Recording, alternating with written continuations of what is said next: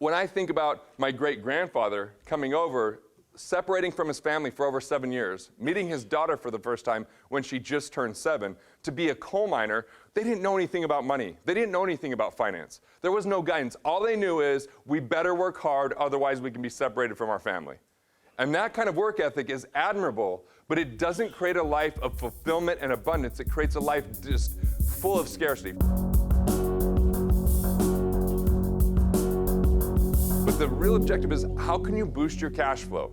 How can you boost that cash flow and have more of that end up in your pocket rather than getting on this entrepreneurial treadmill that a lot of people get kind of subject to? The entrepreneurial treadmill is running faster but not going further.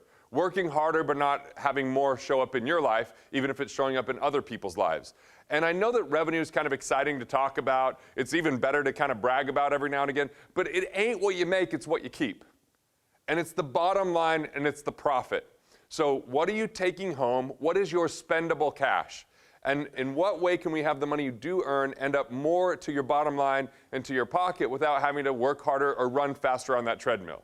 That's the real initiative. That's the real objective. And I feel like economic independence is such an amazing advantage, because if you can create more cash flow and focus on cash flow when you're looking at your finances, and when you get to that point where that's covering your expenses, everyone else will be struggling and just trying to make ends meet. You could take all of the income that you're making and reinvest it.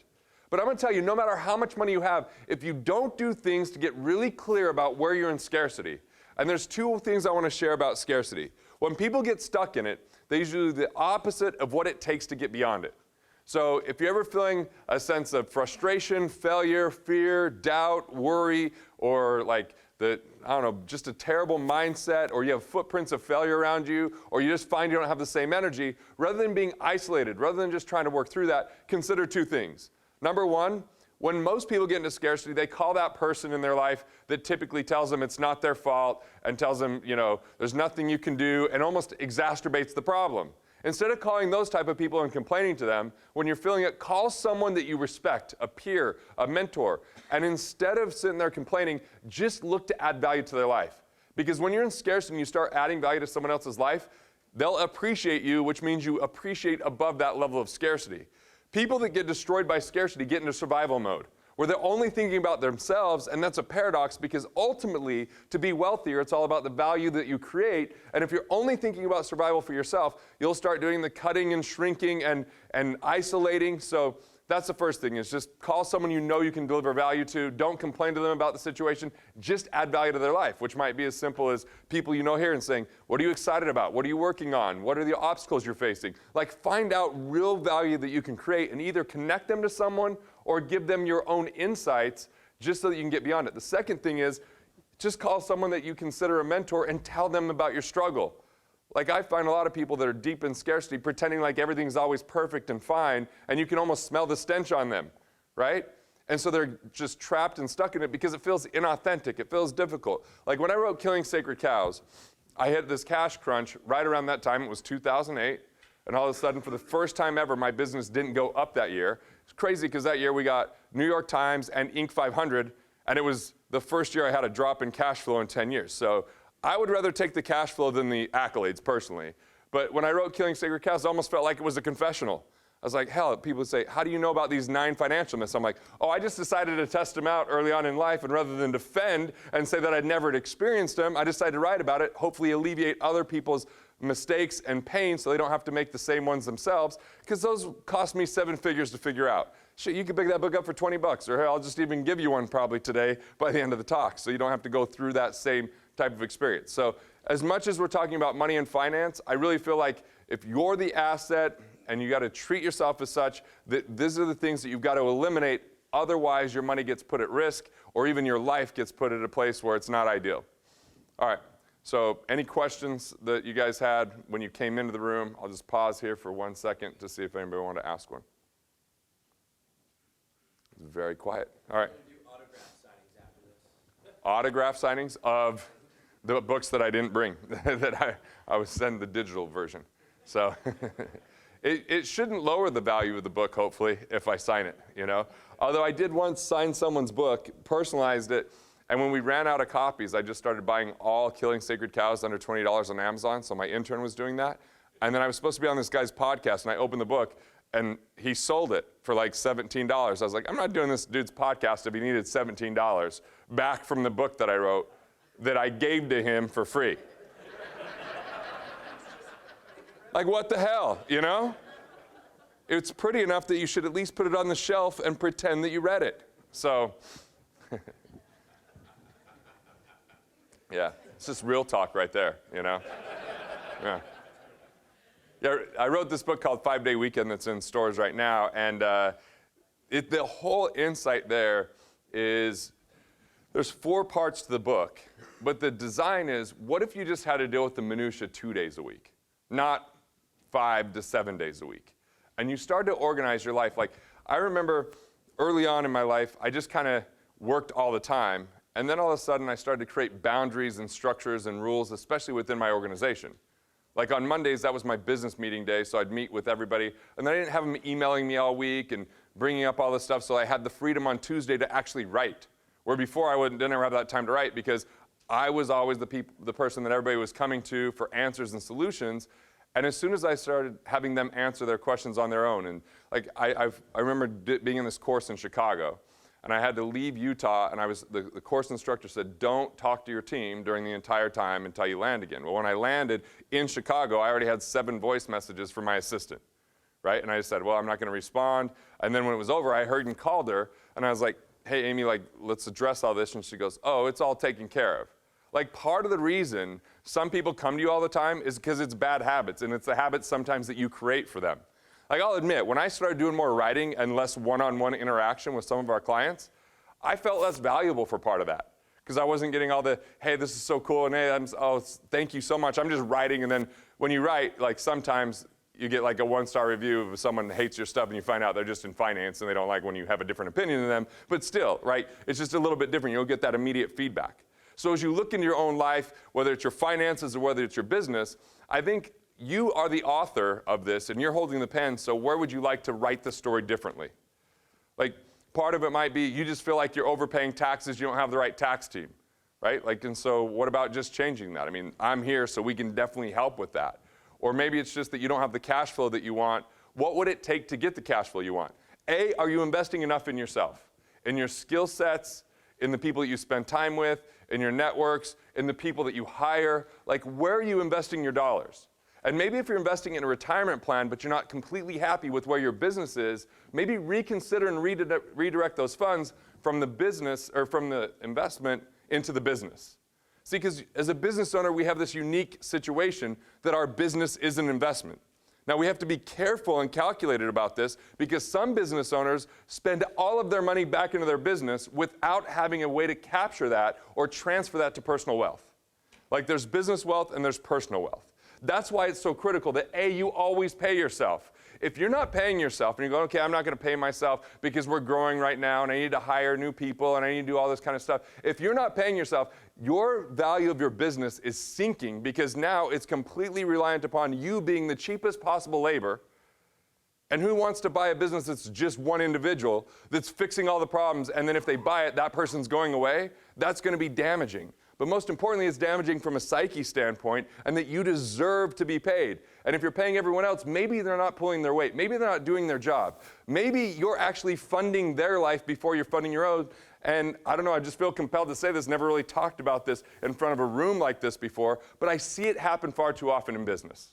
So I'm not telling you to get addicted to investing more into your business at the expense of a quality of life now. I'm saying invest enough into your business that you have the freedom to start transferring and transitioning in from the bottom rung to the top rung. The bottom rung is when you're doing anything you're incompetent at.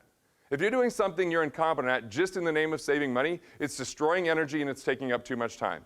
Even if you get to the next rung, which is doing things you're competent at.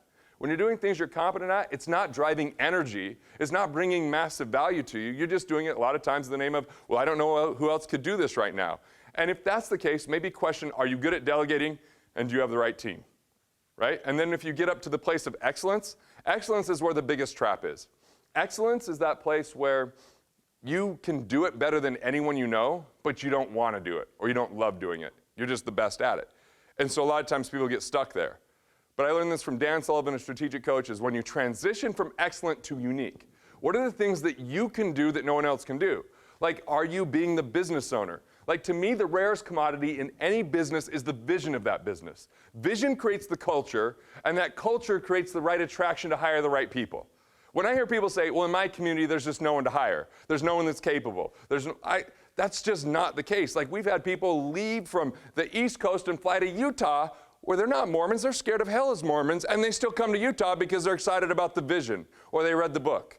So what if, like when I talk about vision, what I mean by that is something that's clear and compelling that doesn't live on the wall, but it lives in someone's heart, right? Like when JFK in 1961 got on the 3 channels that you could choose at that time, and that's all there was, he said, we're gonna land a man on the moon and return them safely home within this decade. And people at NASA crapped their pants and then completely changed how they operated. Now my son that's 11 says we never landed on the moon, which even if we didn't, just the amount of production to have us believe it is super impressive. I think either one is just as impressive as accomplishment is what I told him. But the bottom line here is that came from a vision. And if you already know how to accomplish something, it's not a vision, it's a goal. A vision is something out of your reach that's a bit of a stretch that's going to require other people's support to get you there. So question, is your vision compelling enough to drive profits regardless of circumstance? If your vision is smaller and there's some economic turmoil or issue, that might collapse you. But if our vision is greater than our problem, we can persevere. Here we are, financial talk, 101. Actually, like this is what drives it because it's the container we live in. Like if you're just working in exchange for money, there's only so much motivation behind that. But if you're working because you're creating something that you enjoy, that you love, that you think matters, like at Wealth Factory, my company, I get super excited when I know we're gonna work with first-generation entrepreneurs and show them how they can stack the odds in their favor to create a life that they absolutely love, change their family's financial future, and ultimately their family's destiny. Because my family didn't come from having a lot of financial insight and information. My great-grandfather came from San Giovanni, Italy in 1913. I went there last year. I don't even know how he got to Naples from San Giovanni. It's up in the national park. We crossed 50 bridges to get there. Like, I don't even know, like that would have been, like, in today's world, I don't even know how my kids would do it. They would die because they're like, wait, there's not YouTube? Like, no, you have to walk. Like, my kids, I don't know if anyone else has this, my kids are stupid genius. And what I mean by stupid genius, they're genius at making me think they're stupid. Like, just the other day, I'm like, hey, will you sweep the porch? They're like, what do you mean by sweep the porch? I'm like, will you just hold this and walk? They're like how? And the next thing I know, I'm sweeping the porch, and I'm going, these geniuses, they got me sweeping the damn porch. They know how to do it. You know how I know they know? I once was trying to buy something on Apple, on iTunes. It's a 17-digit passcode I have. They're like on the other side of the wall being like, I think that's an amperstamp. That's an exclamation point. That's a, no, small. I mean, like, they can decode anything and pass the game in 2 seconds, but they act like they don't know how to do these things, right? Like, so when I think about my great-grandfather coming over, separating from his family for over 7 years, meeting his daughter for the first time when she just turned 7, to be a coal miner, they didn't know anything about money. They didn't know anything about finance. There was no guidance. All they knew is, we better work hard, otherwise we can be separated from our family. And that kind of work ethic is admirable, but it doesn't create a life of fulfillment and abundance. It creates a life just full of scarcity. His oldest daughter, her name was Mary, and she applied for welfare, and they found that she had $550,000 in her savings account. Now, it's impressive that she had that much in her savings account, considering I think an equal amount was buried in coffee cans somewhere in the backyard. I'm not even, like, that's how the Italian family, they would just put money in Folgers coffee cans and put it in the cellar. And she also collected more toilet paper than any human being alive. If that's ever a rare commodity, she would have been so wealthy. I think she stunk. Maybe she should have used more of it than just stored it, but, you know. Like, that's kind of what happens is they never learned about money. They just learned that it was scarce, that it was hard work to get it. And they didn't have any financial team around them, so they just kind of went about life in the dark. I feel like I have a chance in my own family that now we have a different issue. Our issue is, how do we make sure that I don't raise entitled brats because we have money, right? What are the things that we can do that allows them to continue to have vision, purpose, Work ethic, learn some of the lessons rather than just skip some of them, because a lot of people skip those lessons after their family's a little bit wealthy, and then it becomes difficult for them to have a real touch with reality. So what can I do to make sure that they're chasing purpose and money's the byproduct rather than chasing money or just hoping that it comes into them without expecting? That's the real issue with money is just a byproduct of value.